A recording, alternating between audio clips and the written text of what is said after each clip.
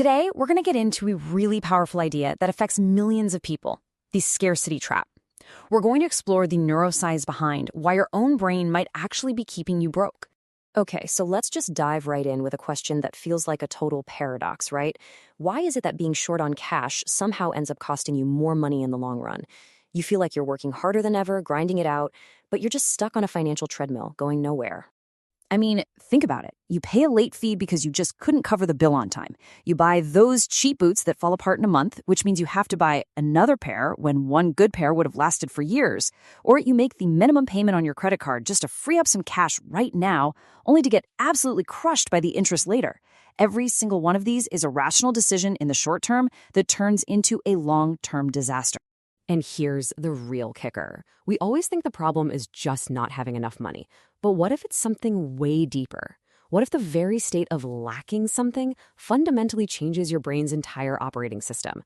That's the core idea we're digging into today. All right, Section 1, the invisible ceiling. So what is the scarcity trap?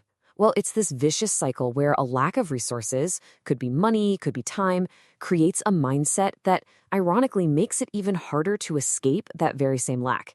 It's a feedback loop from hell. Okay, so if that's the trap, how does it actually work? This brings us to Section 2, your brain on scarcity. Let's look at the science based on some amazing research from economists Sendhil Mullainathan and Eldar Shafir to see what's really going on inside our heads. The first key thing that happens is a phenomenon they call tunneling. When you're stressed about an urgent problem like how you're going to make rent, your brain develops a kind of tunnel vision. It focuses exclusively on that one pressing issue, and everything else, long-term planning, opportunities, even your health, it all gets pushed to the side. Here is a perfect analogy. Imagine a fire alarm is just blaring in your office, nonstop. Could you concentrate on writing a detailed report? No way, right? You can't think about anything else. Scarcity is that constant blaring alarm. It just hijacks your attention. But this intense focus, this tunneling, it isn't free. It comes with a massive cognitive cost, which the researchers call the bandwidth tax. Think of your mental capacity, your brain power for logic, for self-control, for long-term planning. Think of it as a full battery, 100%. Scarcity comes along and takes a huge chunk out of it. And that missing piece, that's the bandwidth tax. So how big is that tax? Get this, the research found that living under the stress of financial scarcity can drop your effective IQ by as much as 13 points. That is a staggering cognitive load to be carrying around every day. And to put that into perspective for you, a 13-point drop is the same cognitive hit you'd get from pulling an all-nighter. You are essentially trying to make critical life decisions while feeling like you haven't slept a wink. And this gets to the absolute heart of the matter. This isn't about your character or how disciplined you are. It is not that you are bad with money. It's that you are being forced to make incredibly complex choices when your brain is operating with way less capacity. It's a biological response, not a personal failing. So let's look at how this plays out in the real world. Section 3, penny wise, pound foolish. You see the symptoms of this everywhere. Tunneling makes you focus on the immediate cash you'll save by just paying the credit card minimum, not the insane interest that's going to hit you later. You skip a $50 oil change to save a few bucks now, but you don't have the mental bandwidth to even think about the $1,000 engine repair that's coming down the road. You get so focused on saving a few cents on groceries that you can't even begin to think about the bigger strategic move, like how to negotiate a raise at work. And this is the central paradox, isn't it? The very thing you're forced to obsess over, money, is the one thing your brain becomes least equipped to manage effectively for the long haul. Okay, I know this all sounds pretty bleak. We understand the trap, we understand the cognitive tax it puts on us, so the most important question becomes, how do we get out? And that brings us to our final section, breaking the cycle. The number one goal isn't just to make more money, although that definitely helps. The first and most critical step is to reclaim your stolen cognitive bandwidth. You have to find a way to turn off that fire alarm.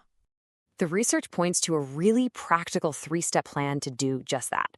This isn't about some magic bullet. It's about systematically freeing up your brain power.